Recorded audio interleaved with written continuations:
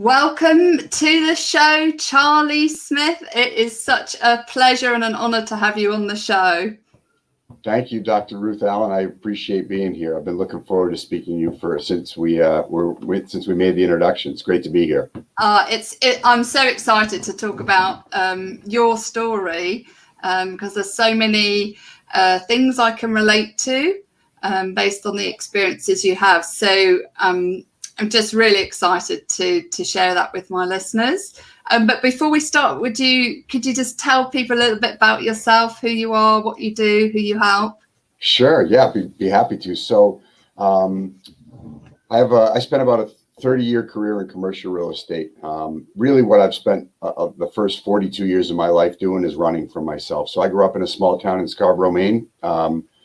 Today I live in California, and that's about as far as I could get. I didn't want to cross the Pacific to Hawaii, or I'd probably still be running. But I was running from a lot of childhood trauma. I'm a survivor of violent childhood abuse. At the age of 19, my father had a .45 caliber pistol leveled at my head. And so I grew up with what I consider to be kind of a damaged personal truth. You know, what I thought about myself was heavily created by the things that happened to me as a kid. And so I viewed myself different than most of the other kids that I grew up with because I had to somehow justify my existence. And so I learned to be dishonest about who I was at a very young age.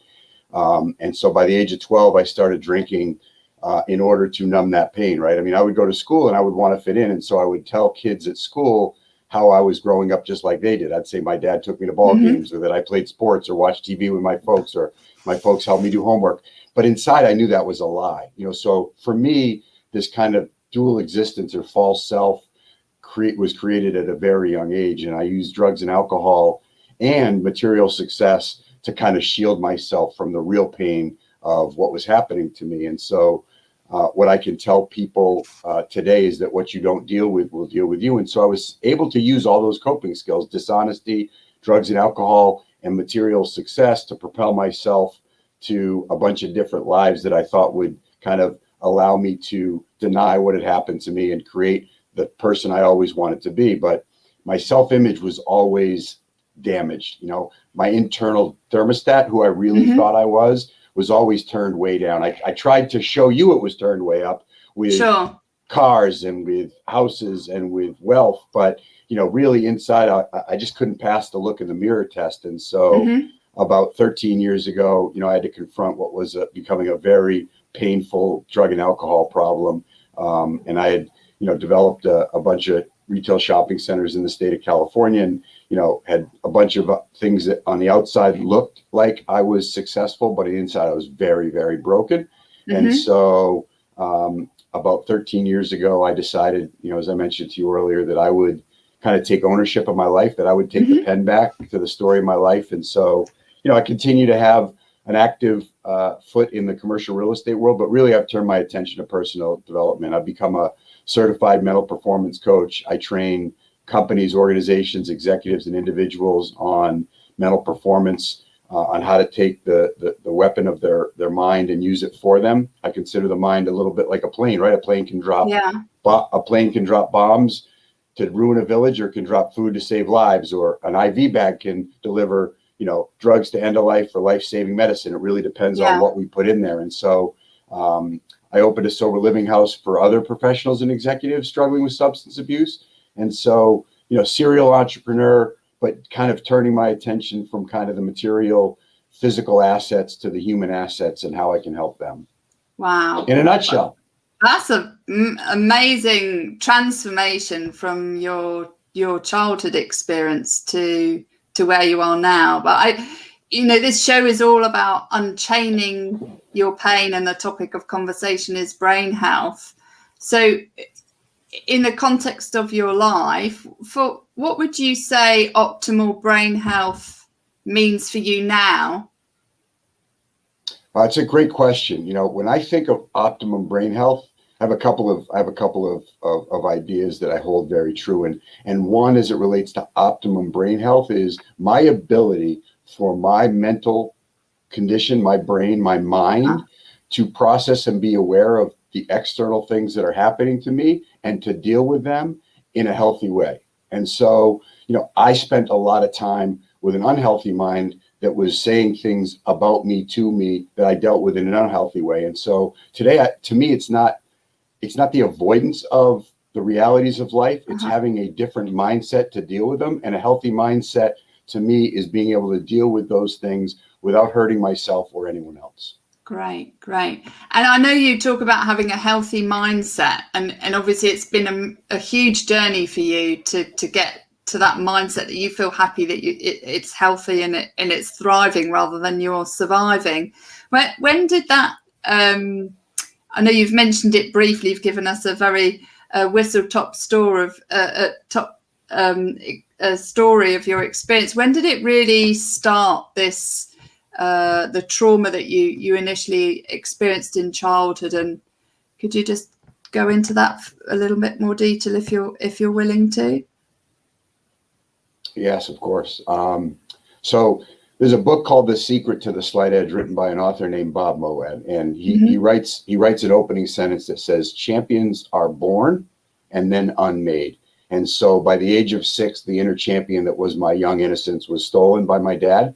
I suffered my first closed fist punch to my face at the age of 6. Wow. And really it escalated and continued. There's childhood trauma, and then there's complex trauma. And complex trauma is, as I've become aware of and more attuned to, is, that kind of unrelenting, continuous, unpredictable kind of series of events that occurs where you just really lose your sense of safety. And so your mind is really firing in that amygdala space. You're in that fight, flight, or freeze mode pretty much all of the time. That's why I think, for me at the age of 6, having experienced, the first violent episode of my life, and then having that continue and escalate till 19, really, I'll just say, had me look at everything in life through a trauma set of lenses. I couldn't differentiate that, oh, my dad is unsafe, but the teacher in school, he's safe. And so I became, a very challenged student. It pretty much affected every aspect of my life: social, emotional, intellectual, physical. I was uncoordinated. Every aspect of my life was unregulated because my mind was just trying to keep me safe. And so, so to answer your question, it started at the age of 6, and it was really continuous, really throughout, for the next 13 years of my life. Yeah. And I know you mentioned during that time is, some people might say, well, why didn't you just run away? But it's hard, isn't it, when you're in an environment that is your parents or it's your siblings, whatever it is, it's hard to run away from a situation that maybe you've become accustomed to, and you just think, this is my life, this is how I just have to have coping mechanisms to deal with it. What would you say to people who are less familiar with being in that situation, that how you have to deal with it as a child? Because I think sometimes it's really difficult for people to understand that emotional, like you said, emotional, physical, mental, and spiritual impact it has on a child, and that coping mechanism that you had to create for yourself to get through those really tumultuous years. Yeah, no, you're a kid, and at the end of the day, why don't you run? Where am I? First of all, where am I going to go? But second of all, Dr. Allan, it's really, your abusive life seems like the only normal one. For me, I had, I'll tell you that resilience, I think, comes from having at least one person in your life believe in you. And I had other places where I could escape to. But at the end of the day, and look, let me just preface this by saying, my father was not a, Budweiser on the couch, truck driving alcoholic. My father was the head of the School of Education at the University of Southern Maine. My mother was a first grade school teacher. We were on the cover of Catholic Digest magazine in 1970 as the model Catholic family. This was not, to the outside world, what many would consider to be, this kind of torrid, abusive environment. To the outside world, we looked. It was all fine and dandy.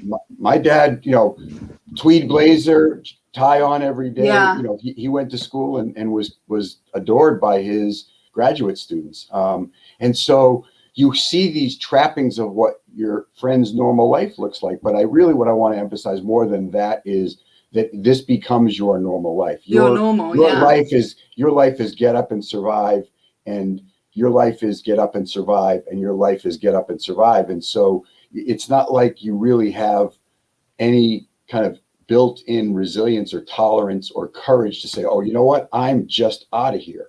That was my mom's job. My mom's job was to keep us safe. That was my mom's job, and she didn't do her job. Yeah. And did your mum, obviously in this situation, did she feel as if she could create that safe space? Do you know?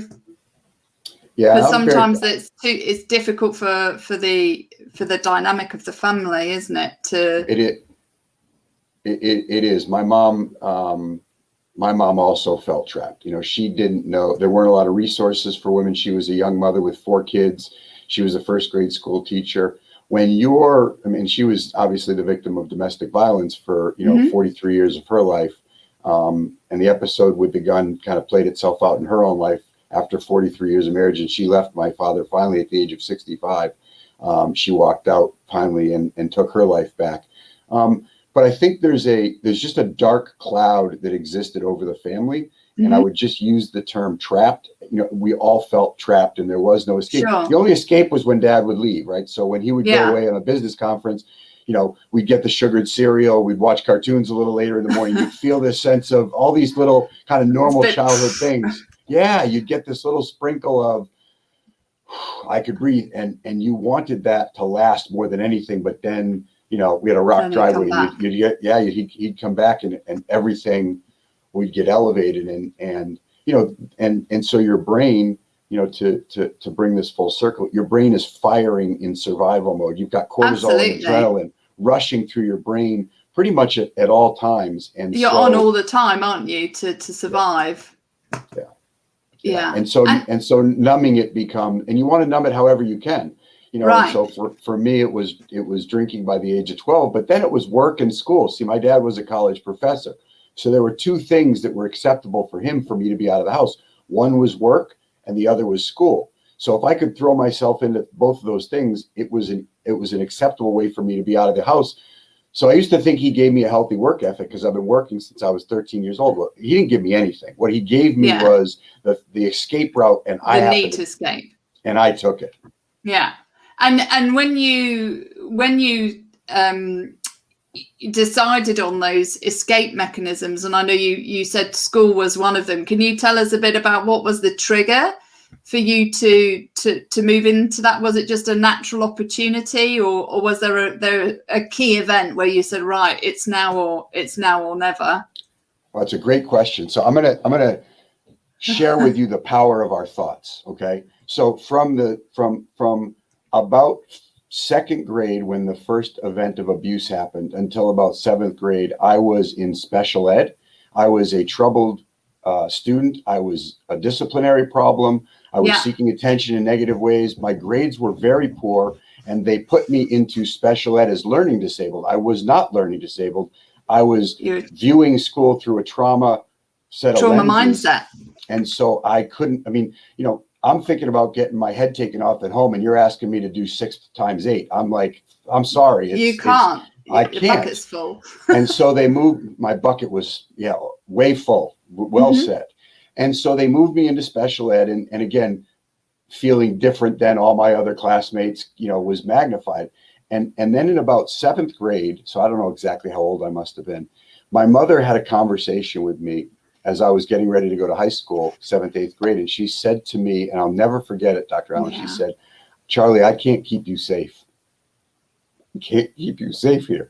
The only way for you to be safe is if we can get you to college, if we can get you away to college. Well, don't you know that that's all my mind needed to hear? And I went to a private Jesuit high school, and by freshman year, I made honor roll. Now, I didn't get a band of tutors. I didn't have a brain transplant. I didn't go through some kind of frontal lobotomy. I literally shifted my mind from school being a threat to school being an opportunity. And I was able to elevate the way I attended school, the way I participated in school, and the way I achieved at school, simply by having my mind shift from school being a threat to school being an opportunity. And to survive and then thrive. And isn't that so telling? Because really, what I've learned is I can apply that same aptitude to anything that I want in my life. Now, based on the picture that I put into my mind about what an opportunity is or a threat is, will change the way that I react. And so I learned that subconsciously at a young age. I reflect on it because I kept all my report cards and I was going through them as I was rebuilding my life and kind of looking at this story, which, by the way, I cannot tell you and emphasize enough. When I got those early report cards from my mom when she had left my dad, I wanted to throw them out. In fact, I think I did throw them out. And somebody in my life pulled them out of the trash can and said, "You don't want to throw away your life just yet." And it's turned out to be a treasure chest of insight for me because I saw that progression. I was like, what happened? I could haul them out of my file cabinet. You would see, I am the poster child for red ink report cards. And then all of a sudden I see this little square. It says honor roll. I'm like, that conversation shifted my mind, shifted my behaviors, shifted my results. And I think we quite often miss this trauma that's happening in the background, don't we? With kids are growing up in a abusive environment. What would you say to teachers or professors who have children who are struggling with their learning? And you've just demonstrated that it wasn't your learning that was the problem; it was your mindset approach to learning. Wow, what a great question. Was really struggling. What would you say to those in higher education who are the teachers and the support who are there to keep kids safe? What would you say to them were the markers, the warning signs that this wasn't a kid with learning difficulties, this was a kid who needed to get to a place of safety? Yeah, isn't it so true? And I would say educate yourselves, learn more about trauma, learn more about a trauma impacted brain, understand how you can come to the aid of that child, because I'm sure in a different time, I was a candidate for, ADHD medicine or Ritalin. It's like, let's medicate this kid. He can't pay attention. And so, in California, and I think, now internationally, we've got the adverse childhood experience test where we look at the adverse childhood experiences and look at what a kid's number is and evaluate their number of childhood adverse experiences, because those do indicate very, very strongly an induction into drugs and alcohol or unhealthy behaviors. So I think we're starting to really do a much better job of making teachers aware. And then obviously we're going to need resources. So the next thing is to have social emotional learning. I know my fiance has started a foundation called Wonder Seed, which is specifically designed to teach social emotional learning and emotional intelligence to at-risk kids. And those are the kinds of platforms that are just going to become so important because the teachers need a resource. They've been trained to be teachers. They're not trained to deal with trauma. So we've got to help them identify, and then we've got to give them resources, much like, they've gotten they're not the PE teacher, but they have a PE teacher. They're not the emotional intelligence instructor, but we need to give them one so we can calm these kids' amygdalas down, so that we can calm these trauma impacted brains down and create a safe environment for them. Yeah. And I think, I find this topic fascinating because of my childhood experiences, is that sometimes it's really difficult to communicate as a child what you're feeling because you don't have the brain development to have that conversation at a level that an adult would understand, or you don't have the vocabulary to express yourself when you're a very young child, to connect the emotion pain that you're feeling or the physical pain in a way that an adult can understand what's going on. What would you say were the real markers for you personally that are not verbal, the non-verbal cues that were present at the time that you were experiencing this traumatic period of your life? Yeah, I think what it all comes back to, I think, is an inherent sense of lack of safety. And so when you grow up in as you know better than anybody, when you grow up in a trauma, abusive, violent environment, you have these rules, and the rules of the family are: don't talk, don't tell, don't feel. And so that keeps the family unit very closed off from anybody on the outside world. I can remember when company would come to our house, it was like a carnival. It was like a masquerade. It was like a new scene opening, and there we all were, smiling, and they would have tea or coffee, and a little crumb cake would come out, and you'd be wondering where. We were just all terrified, and now we're this. But again, you don't talk, you don't feel, and you don't tell. And so, you've got this this closed system which prohibits you from being able to feel safe to tell a teacher, I'm scared. Mm-hmm. I don't know what's going to happen when I get home. And what happened this morning, this bruise, this scar, that happened by you're so programmed to keep these things to yourself. That all we can do is try to give kids a safe environment to start opening up just a little bit. And that's where I think emotional intelligence, social emotional learning, and a compassionate, empathetic education system that takes into account what's happening to them is so important, because you are dealing really with a prison wall. It's not that I didn't want to tell somebody, it's that I didn't trust anybody. And I knew that if I told and he found out, that it would escalate the result. It's amazing to me that I would get letters home from my teachers, right? I got a letter home from, I forget the teacher's name now, Mrs. Stokes. Mm-hmm. Charlie seems to be struggling. He's missing pages in workbooks that used to never bother him. He's missing math backs. He's disruptive in class. Maybe you know more than I do, but I thought you should be aware. Those were the letters that were coming home to the perpetrator of the abuse, telling them that, and all that would do was, elevate the amount of violence, amplify it, because I wasn't the good student that he demanded me to be. And so it was this vicious cycle of really not feeling safe anywhere. Yeah, that's really tough, isn't it? And I know you obviously to numb the emotional and physical pain that you experienced, you turned to alcohol, and you also used education as your leverage to get you out. What was there a trigger in which you sort of started drinking, or does it just happen as a just a need? So here's, I think a lot of young children that are in trauma will seek comfort. And so for me, I didn't know alcohol would do what it did, but kind of like any adolescent, my friend Eric Knott's parents went out of town. I think we were 12 years old. He's like, oh, they have some vodka, we should try this. And we tried it.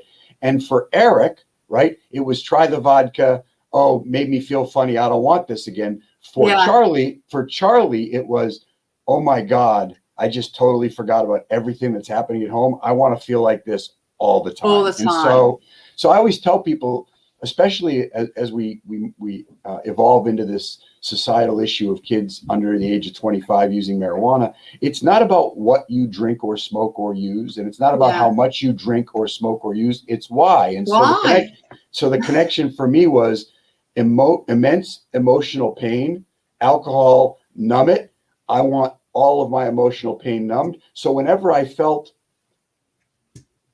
unaccepted at school, all those kind of adolescent things that we should be dealing with as kids naturally, I would seek drugs and alcohol to numb everything. And the problem, as I explain to people with using substances to numb, is unfortunately our neurotransmitters don't get to identify that we're just going to numb the pain. It numbs everything. So it numbs joy, it numbs happiness. It does a good job of just saying, you're not going to feel and you're not going to enjoy. And so what I'll tell you is I became very adept at all three of those. So it was alcohol to a point, but then it was school because it was my pathway out, and then it was work. So, and I think you can speak probably better than I can, but I believe we all do things in pattern, right? Things we do over and over again because we get a payoff from them. And sometimes they're healthy and sometimes they're not. So I got lots of payoff from working, which was being out of my house. So I'm 55 years old. I started working at the age of, I think I started picking peas when I was 9. I've never been laid off, written up, demoted, fired from any job I've ever had, because to me, I was a compliant worker, and you know, I have to asterisk that for the last 20 years I've worked for myself. So I'm sure I should have fired myself a few times in the last 20 years for some of my antics, but I've let myself off the hook. But my point is that all of those things I did in pattern because I got a payoff, and I was a very compliant worker, because first of all, I grew up being a people pleaser, and second of all, work was survival. So we do things in pattern because we got a payoff, and all three of those things were my coping mechanisms. I wasn't living intentional, and I was using them in an unhealthy way. And ultimately, as I said, what you don't deal with will deal with you.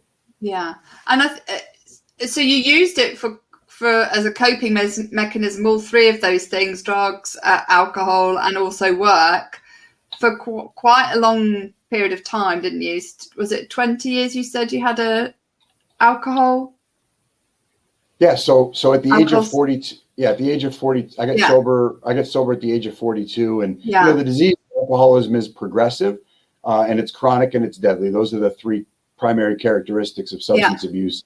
And so the progression of the disease probably started when I was 20, and it didn't really it really didn't progress to the point of, you know, alcoholism and drug addiction probably until my early 30s, and then it escalated quickly. And like anything, you know, we're good until we're not, you know, and so ultimately we have two dials, you know, I think, that drive our results, our beliefs about ourselves, and the behaviors we engage in. And if those two things are out of alignment, ultimately the car goes off the road.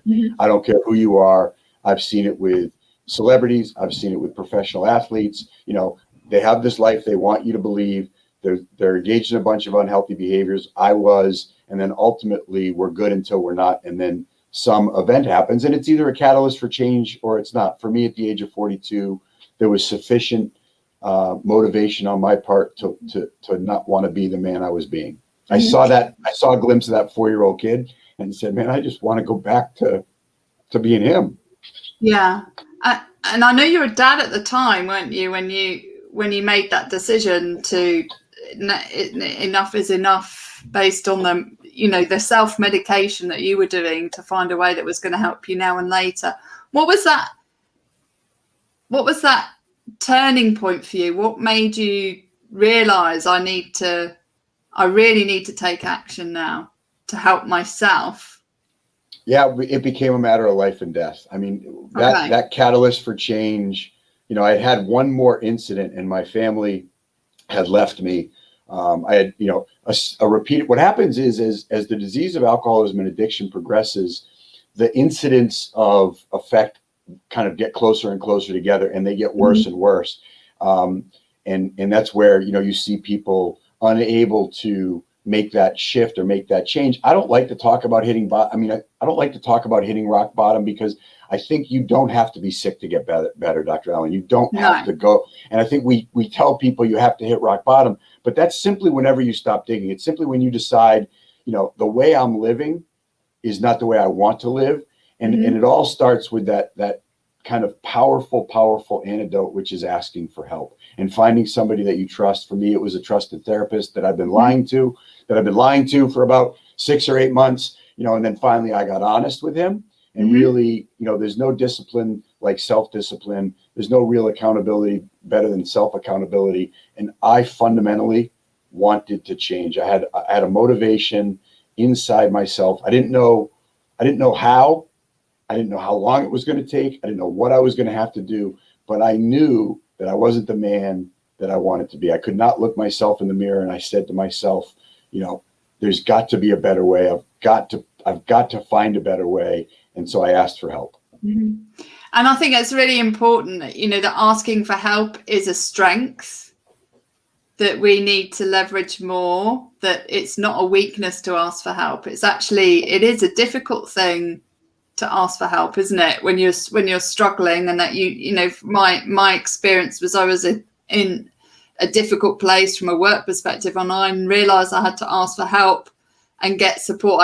I reached out for coaching, a very different story, but when you're struggling, it's okay to ask for help. And what would you say to men or women who are in that position where they know that they need that help, but it's finding that courage?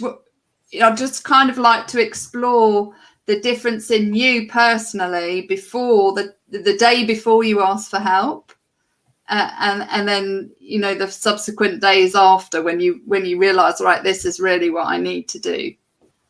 I'm just thinking about it. It makes me emotional, because imagine these shoulders with 6 feet of bricks on top of them. Yeah.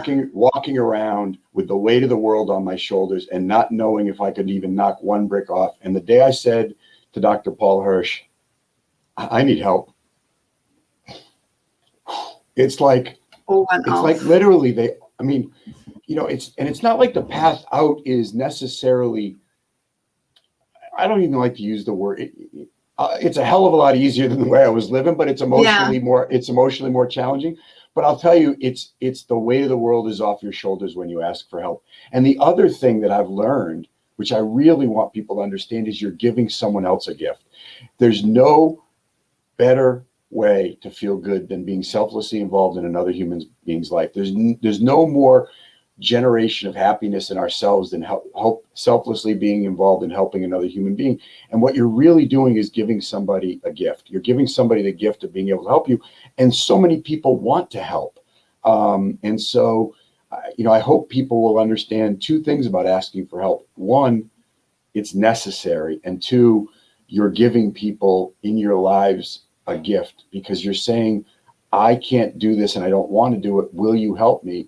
I've just not met anybody in the 13 years that I've been on this road of personal recovery and personal development that hasn't gotten significantly better by asking for help.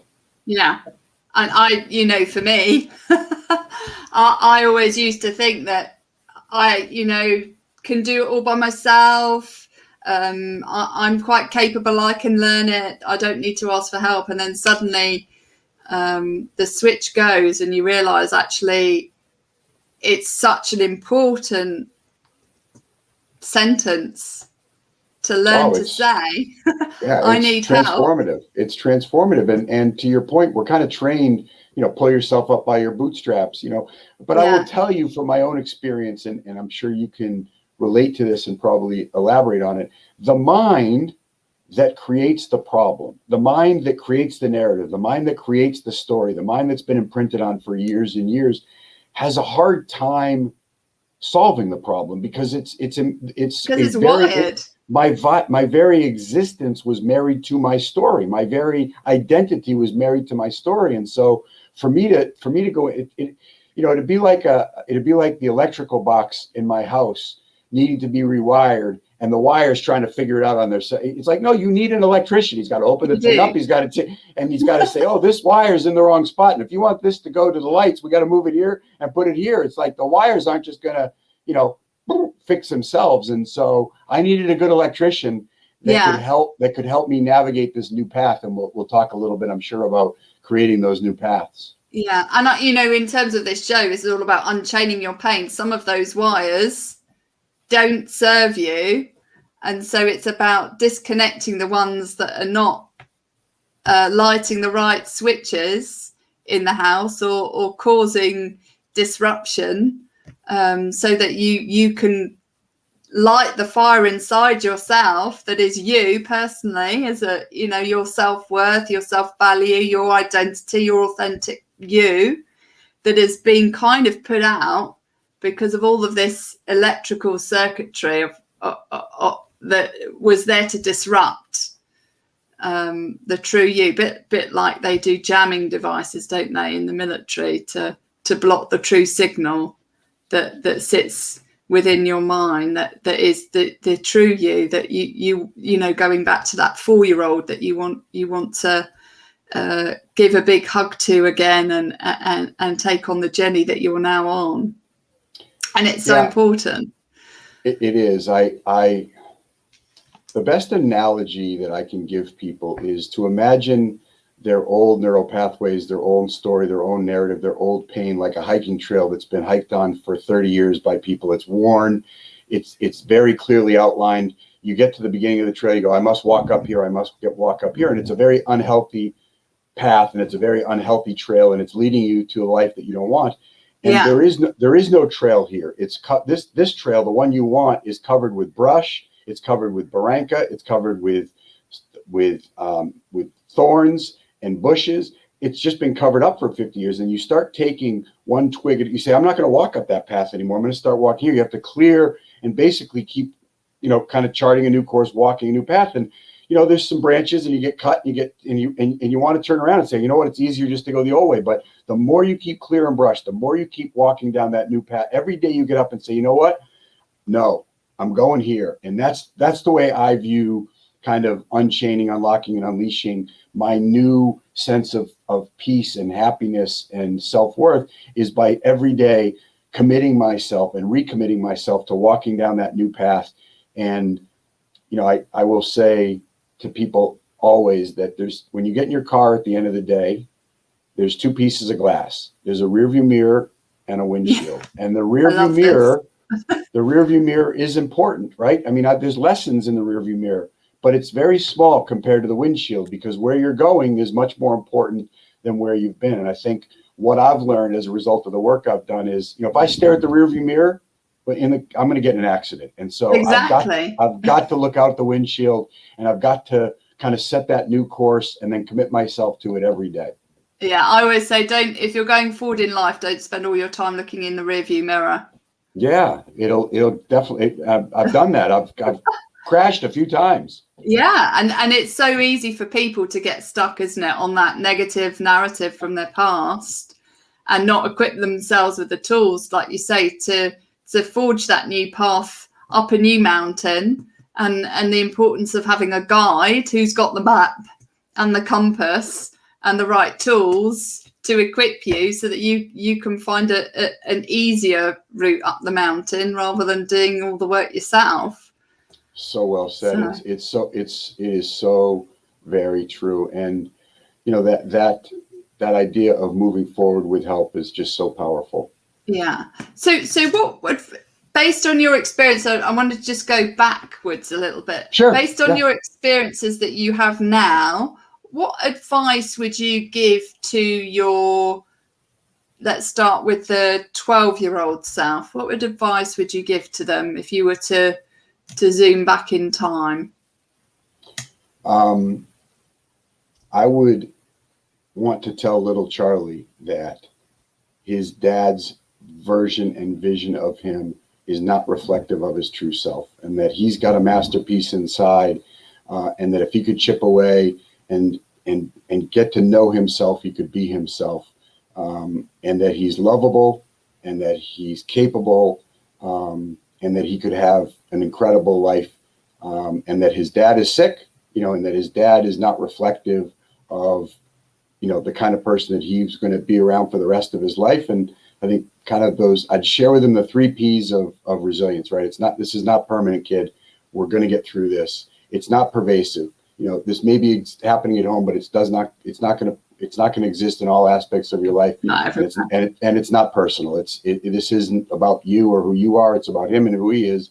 And so let's find you, the things that you enjoy doing, and some healthy ways to escape that. Mm-hmm. Thank you for sharing that.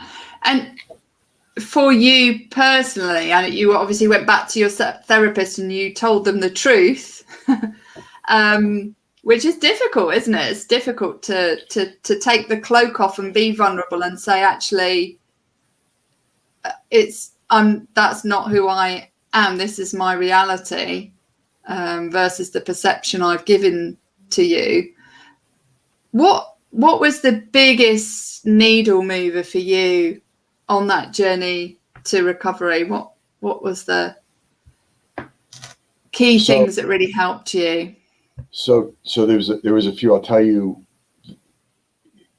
Burning the warm blanket of shame that I lived under.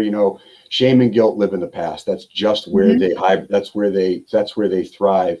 And the problem with that rearview mirror is I think we pay too much privilege to the past, right? I think neutral thinking, which is one of the mindset strategies that I've used, is that the past is real. It did happen, but it's not predictive of the future. The future is predicted based on what I do next. So I am where I am because of what's happened and what I've done, and I'll be where I'm going to be next based on what I do next. And so really getting myself into that forward thinking kind of active optimism.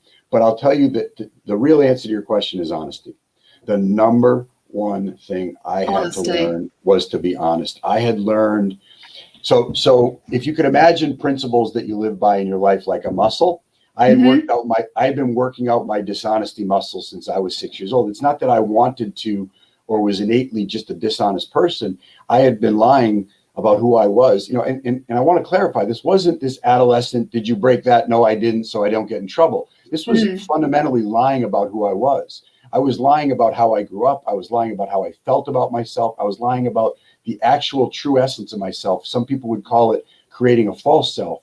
And so being honest with myself first, and then being honest with another human being second, and then kind of being honest with my higher power, my God, my spirit of the universe, those three kind of components all live under the blanket of my authentic self. And so learning to be honest with myself and with you was fundamental and foundational to me shifting my perspective. And really now, what I'll tell you is that my honesty muscle has gotten much stronger. I didn't even, when I first made this shift, I used to lie. I would lie to a car dealer about what, when I was traveling in Europe, I went to a U2 concert.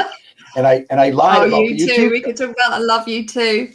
I saw them at Croke Park in Dublin, and I don't remember much of it, unfortunately. But this Irish car salesman at the BMW dealership was asking me about the concert, and I totally lied to him about the concert I was at, what I remembered, because I just gotten so accustomed to lying.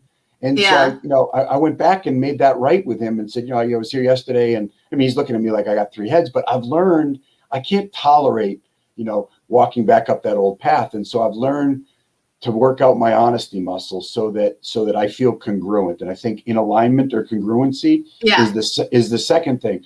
So what I want and what I do have to become aligned. Before, what I wanted and what I did were like this. I wanted certain things in my life and I wanted to feel a certain way, but my behaviors were over here.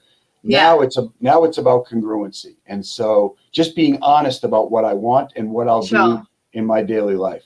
And I guess that kind of allowed you to take back control of the steering wheel, right? Because if you're dishonest, then you don't really have full control around who you are and where you want to go, because you're kind of living this lie all the time, aren't you, in your life?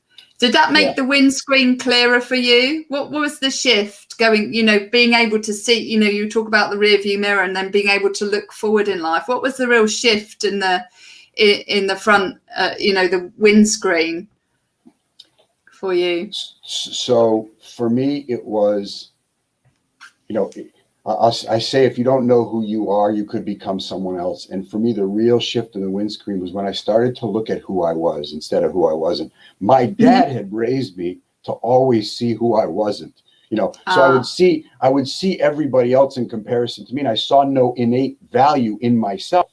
Right. And so just imagine a windshield cluttered up with the dreams and the goals of everybody else who's better than you. And finally, you take this big windshield wiper across and you go, wait a minute.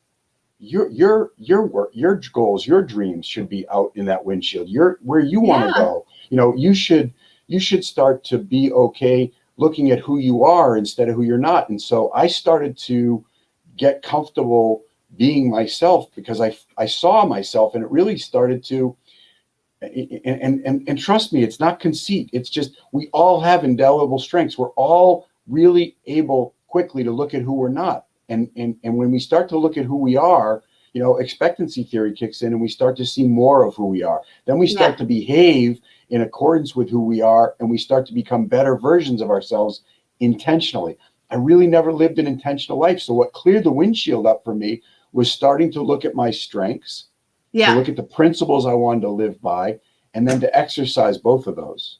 Does that make sense? Oh, totally. I mean, for me, one of the big things that I did was looking at my core values and understanding what they were for me, which I see as my moral compass in life, and appreciating whether they were missing when I went on my transformational journey, where they weren't present in my life, which was in the workplace, and where I could do the work myself to bring more of that authentic me to the fore, and be okay that not everyone's gonna like me. Sometimes I can be abrasive, sometimes I say the wrong things, and it's not meant with any malice or anything. It's just the way it is, and we all have to learn, don't we, and move forward and be that person that we want to be, not some trying to put a square peg in a round hole, because it just doesn't fit. Or I like to think trying to squeeze a star into a circle, because we're all stars. We've got to find the right, that right shape. And then and then when you shove that star in the circle, don't you take away the most beautiful parts of the star? Exactly. That differentiates it from all other stars. Yeah, amazing. And so the second thing I'll tell you about values is the other important lesson I learned. And this is for me as a person. This is for me as an executive, as an entrepreneur. What makes things valuable in my life is the investment I make. I was confused about this, right? Because I would say I value my family. And then I looked at the behaviors I engaged in, right? And the amount of time I spent with my family and how I showed up for my family. And you're talking to somebody with a bit of a sordid past. And so I did put my kids in my car when I was loaded. I was not home on Friday nights like I should have been. So I said I valued my family, but the way that I exercised and invested my time in them didn't make them valuable. They actually went down in value. Same thing with work, same thing with my hobbies, same thing with my principles. So I had to do two things. I had to establish what I valued, and then I had to make a conscious decision to invest in the things I valued to make them actually valuable as I thought I wanted them to be. And I was confused about that. I think that's so powerful, because people don't really, thank you for sharing, they just don't take that time, do they, to look up what did they truly value, and what steps do I or they, what steps need to be taken to demonstrate that you value that person, that piece of belonging, whatever it happens to be, and to really show it out to the world. And it's so easy to just put a label on something and not demonstrate it to yourself, never mind to others. And you mentioned the word invest, that you really had to invest in yourself. Do you feel that we as people who are struggling with addictions have that, how does, I'm trying to think of the way to phrase it, is there's this need, isn't there, to take the time to invest in ourselves. Do you think you've done I'm not sure how to phrase this, but how do people get to a place where they really are truly investing in themselves, like you just mentioned? How did you create that true shift to really take that time to invest in you and what was most important for you, based on your addictions that you had, to break that chain? Yeah, I think what I got really clear on is understanding that motivation doesn't always come from a feeling; it comes from movement. And so I used to think I had to wait to feel like changing in order to change. And what I realized is, if I want to change, I have to recommit to my commitments every day. And if I want something, then I have to work for it. And I don't mean work in like this laborious, tedious way. I mean, there's a movie with Will Smith called The Pursuit of Happiness. And for me, the pursuit is happiness. It's the daily pursuit of getting better that makes me happy. I think I spent so much time getting attached to outcomes, that when I get this, then I'll be happy. If I get this, then I will have achieved, and then I'll show everybody, and I'll show him and show them. And I never, and what happens is you get, as my friend Mike Diamond would say, destination disease. Your happiness is contingent on the outcome. And so when the outcome comes, there's another outcome to put out down the road. And for me today, it's the pursuit of understanding what it is that I want, and then understanding there's a set of behaviors that go along with getting it, and then committing myself to do those things every day. It's actually how you build self-esteem. It's like, I use simple examples, but it's like I went to the gym the other day and my trainer said, "How's your golf game?" I said, "I'm an 18 handicap, but I really want to be a 15." And then I said, and then I said, "You know what, Ryan? That's bullshit. I don't, because I don't go to the driving range, and I don't stop and putt on my way home. So I guess I'm content being an 18, and I'm a pretty decent 18, but I'm not interested in becoming a 15 because I'm not doing the things that a 15 does." And to me, that's the whole thing. It's like, just get honest about what it is, but don't say, I'll put it this way. I wanted the world to judge me by my intentions. I judge myself by my intentions. But what I realized is I really value myself based on my actions. And so to me, it's getting those things in alignment, what I say I want and what I do, and then doing it every day. And all I can tell you is that much like the disempowering and the disingenuine and the self-esteem eroding behaviors eroded my self-esteem and my self-worth, the empowering behaviors keep turning the thermostat up, and it becomes this you get this forward momentum. And the biggest problem, and you probably can relate to this, and I think it's why self-image management is the whole thing, is because if you don't feel worthy of the life that you want, you'll never create it. You have to feel innately worthy of a better life in order for you to create it. Otherwise, you'll stay stuck. Yeah. And I totally agree. And in terms of you creating that life for yourself and not getting stuck in the space that you were, and you've obviously demonstrated it is possible to create the life that you want, that is on your terms, doing what you want to do, being your authentic self. What for you has really shifted now that you have been able to break free of the chains from your past and to really be honest with yourself and step into that person that you're capable of being? God, what a great question. I think the answer I could tell you quite simply is self-awareness without judgment.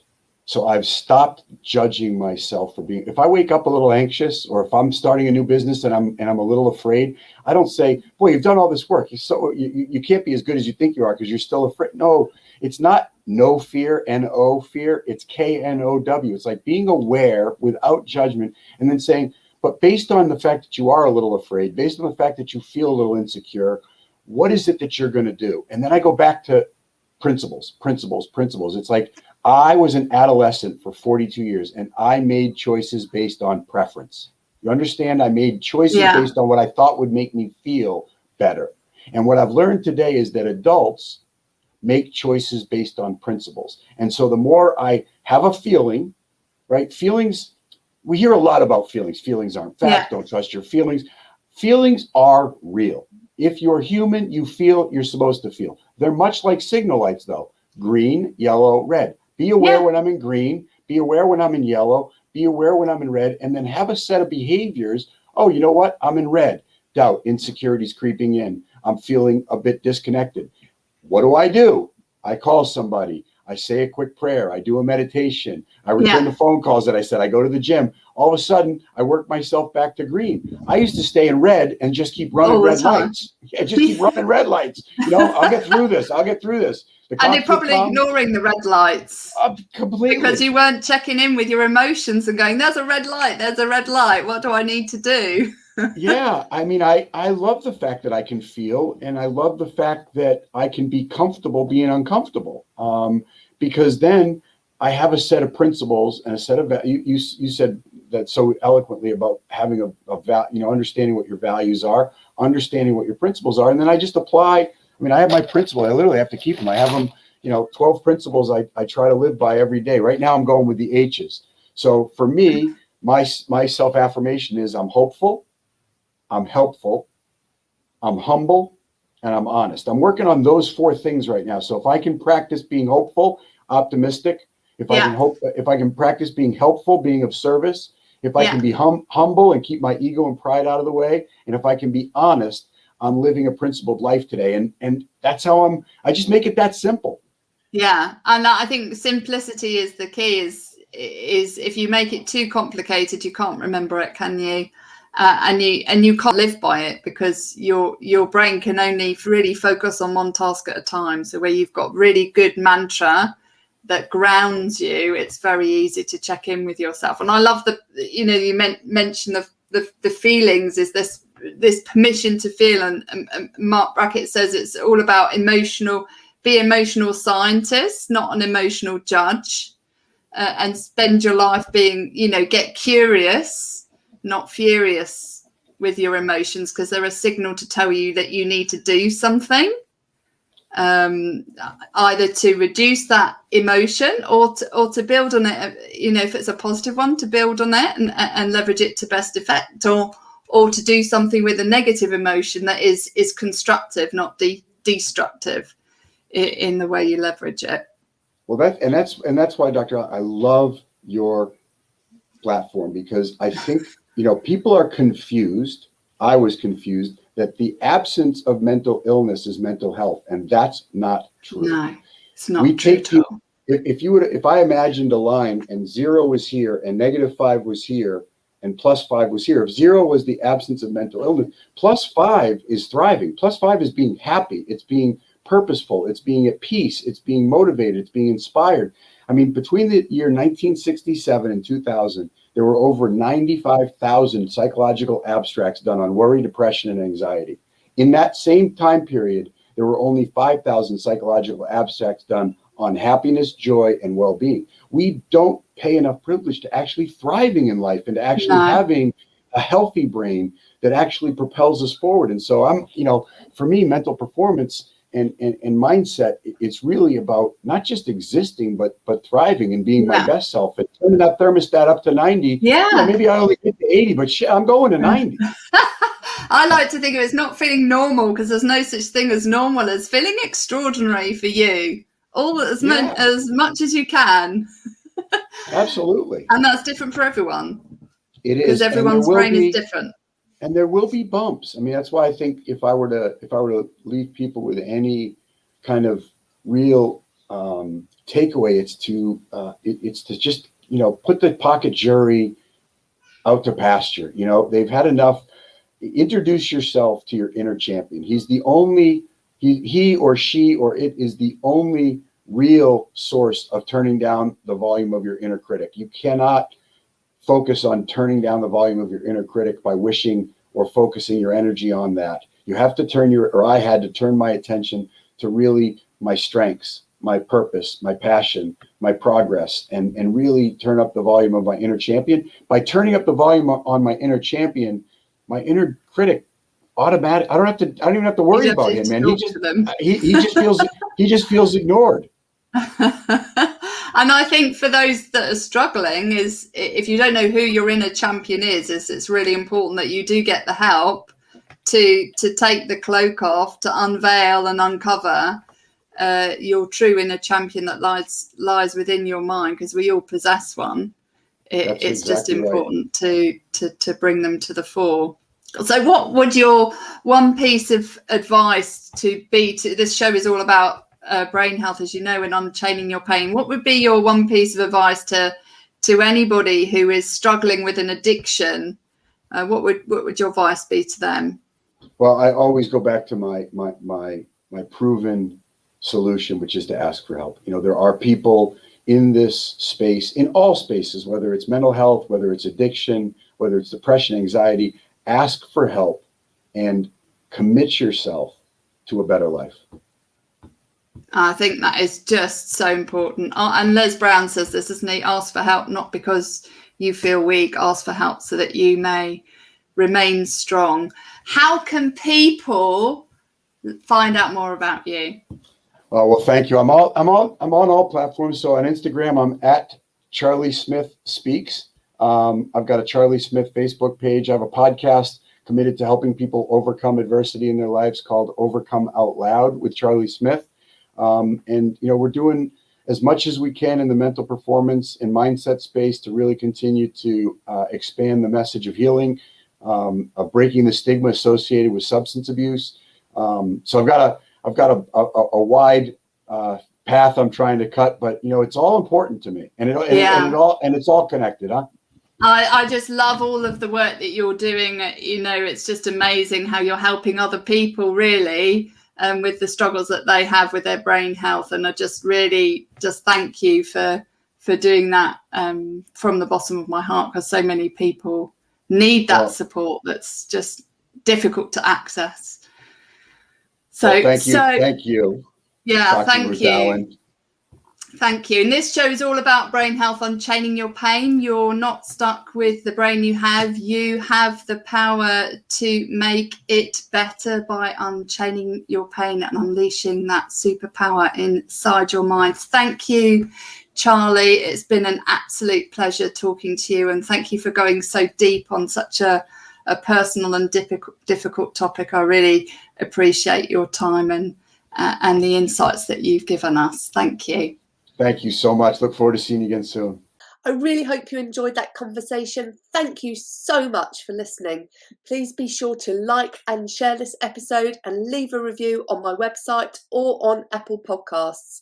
If you're looking for opportunities to optimize your brain health or unchain your pain from a past trauma, make sure you visit my website www.ruthmaryallan.com and use the code podcast10 at checkout to get 10% off all programs. And always remember, you are not stuck with the brain you have. You have the power to make it better.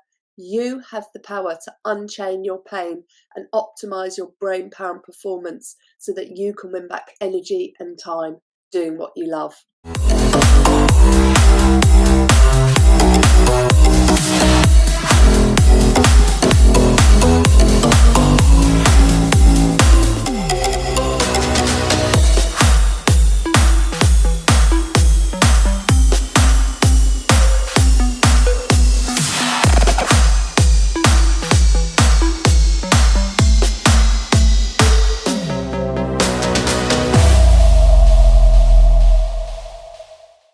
Each episode of Brain Health Unchaining Your Pain with Dr. Ruth Allan is for educational and demonstration purposes only. The information shared in each episode should not be interpreted as medical advice. This episode should not be used to self-diagnose or self-treat any health, medical or physical condition. Do not use this episode to avoid going to your healthcare professional or to replace the advice they give you. Consult with a trusted healthcare professional before doing anything contained in this episode. If you have any questions or concerns, please contact www.ruthmaryallan.com/connect.